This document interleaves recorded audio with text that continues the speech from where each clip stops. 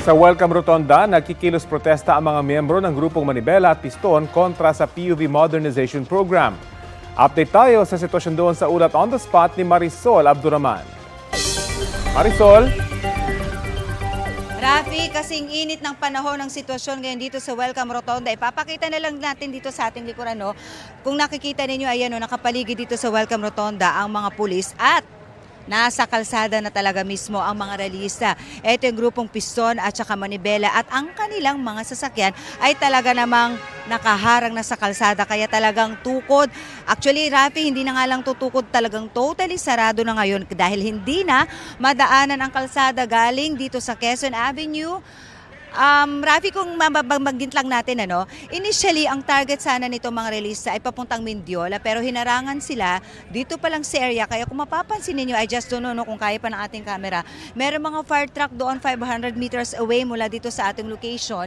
Iniharang yun ng mga fire truck para siguraduhin na hindi makadiretso papuntang Mendiola itong mga realista na yun nga sana ang target nila. Kaya ang nangyari, dito na lang sila sa Welcome Rotonda nagsagawa ng kanilang kilos protesta. Pero ang problema, Rafi, eto naman talagang nasarhan na to. So ipakita lamang natin, Rafi, etong bahagi naman ng Quezon Avenue, ayan, Rafi, nakikita nyo, puro jeep na yan. Pero hindi po yan lahat ay realista, kundi mga pasahero yan at talaga namang papunta po sana yan ng Maynila, galing ng Quezon City. Itong nasa likod ko, Rafi, ito yung Quezon Avenue, galing Quezon City, papunta sana ito ng Maynila. Pero ayan, wala nang galawan dahil talaga namang hinarangan na ng mga realista.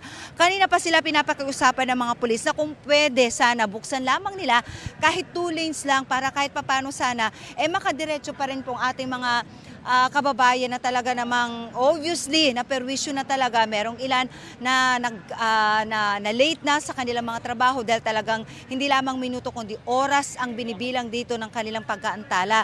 Kaya naman kanina sa mga nakausap natin, hindi talaga nila maiwasang mainis. Bagamat naiintindihan man daw nilang pinaglalaban pero dahil talaga daw nagrabe ang perwisyo nito. So Rafi, aantabayanan natin dahil talagang nagmamatigas ang mga realista na talagang hindi sila papatinag. Pero itong mga pulis naman sinasabing hindi talaga rin sila papayagan na talaga namang maging ganito ang sitwasyon maghapon, Rafi.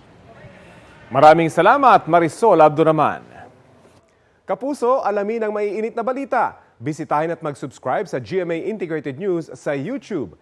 Sa mga kapuso abroad, samahan nyo kami sa GMA Pinoy TV at sa www.gmanews.tv.